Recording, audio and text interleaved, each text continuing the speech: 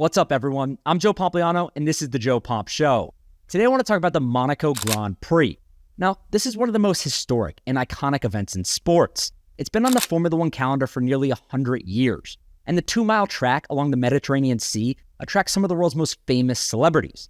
But celebrity sightings is really just the tip of the iceberg when it comes to the Monaco GP. For example, more than 50 super yachts worth billions of dollars will dock in Monaco's Port Hercules this week, paying upwards of $150,000 for the week just to be there. And with over 12,000 millionaires living in Monaco alone, roughly 1/3 of the country's entire population, visitors should expect to pay thousands of dollars per night for even a mediocre hotel room. Like I said, the Monaco GP is truly one of a kind. So today, I want to break down some of the most interesting stats from the money and business behind Formula One's most iconic event. And I think the most obvious place to start is with Monaco's unique and lucrative agreement with Formula One. So like I said, they've been racing in the Monaco streets for nearly 100 years, and this long history has awarded Monaco a unique partnership with Formula One.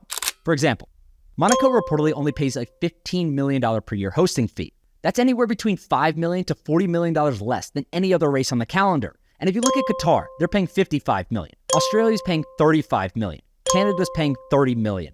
Austria's paying $25 million. Monza's paying $25 million. And Monaco pays the least at $15 million per year. And Monaco gets other advantages too, like its TV arrangement, which up until this year was fully controlled and directed by a local company in Monaco. Now, fans got angry about this stuff. They were typically showing things around the track that had nothing to do with the actual action, and it angered a bunch of fans. So this is one of the things that Formula One had tried to change over the last few years and is now changing this year. But there's other things too, like sponsorships. Take Rolex, for example.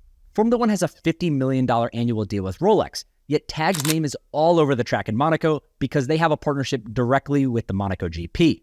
But even if Monaco has to give up some of its control, its partnership with Formula One is still objectively a great deal for the country. That's because their population 5X's over the weekend, from 36,686 people to 200,000. And the race is estimated to bring an economic impact annually of $110 million to the country. They have luxury casinos, there's high-end stores like Louis Vuitton, Chanel, Dior, and others. And One Oak, the nightclub, charges $10,000 per night for entry before you even buy a drink. But that brings me to my next point, tickets and accommodation. Now, those aren't cheap. Again, there's 12,000 millionaires living in Monaco, and Monaco is smaller than New York City's Central Park, so obviously things are going to be expensive.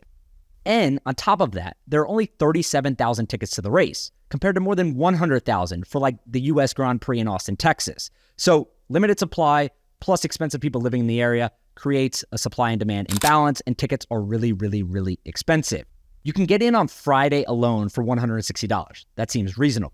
But then when you go to Saturday and Sunday, if you want VIP packages, those range anywhere from like $2,000 to $16,000 per person. And that's just tickets. The hotels aren't cheap either.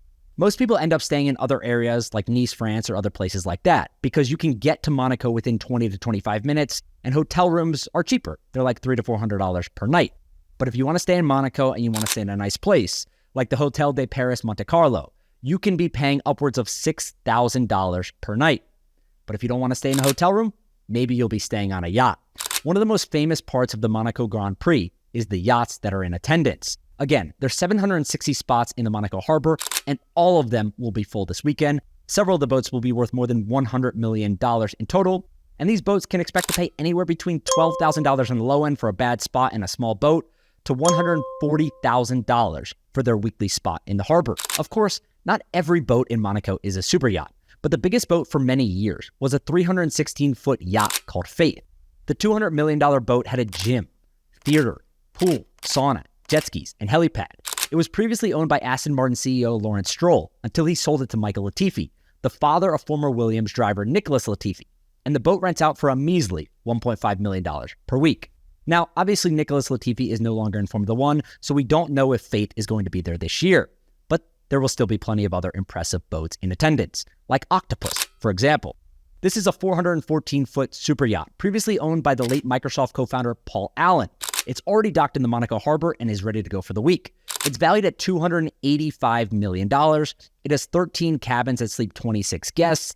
There's 2 helipads, a gym, spa, movie theater, jet skis, and a basketball court. Octopus also has room for 63 crew members. It can cruise 9,000 miles before needing to refuel, and it can be rented out for a weekly rate of $2.4 million before expenses. But one of the more underrated things about this week is the fact that it's kind of sort of a home race for a lot of Formula One drivers. That's because 9 of the 20 current Formula One drivers on the grid actually live in Monaco full-time. This includes Max Verstappen, Lewis Hamilton, Charles Leclerc, Lando Norris, Valtteri Bottas, Sergio Perez, Nico Hülkenberg, Nick de Vries, and Alex Albon. Of course, Charles Leclerc is the only driver that was actually born in Monaco, but many of these other drivers have decided to live there full-time for the tax benefits, the privacy, and the location. For example, Monaco has no federal income tax or capital gains tax. Monaco's wealthy population also limits crazy fans, and the government requires written permission for all personal photography in the country, drastically reducing the amount of paparazzi drivers have to deal with.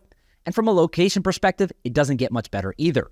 The Nice airport is only 15 minutes away, which is especially important for Formula One drivers, as they'll travel over 75,000 miles this year. And of course, Monaco's weather is incredible, and the views are spectacular too.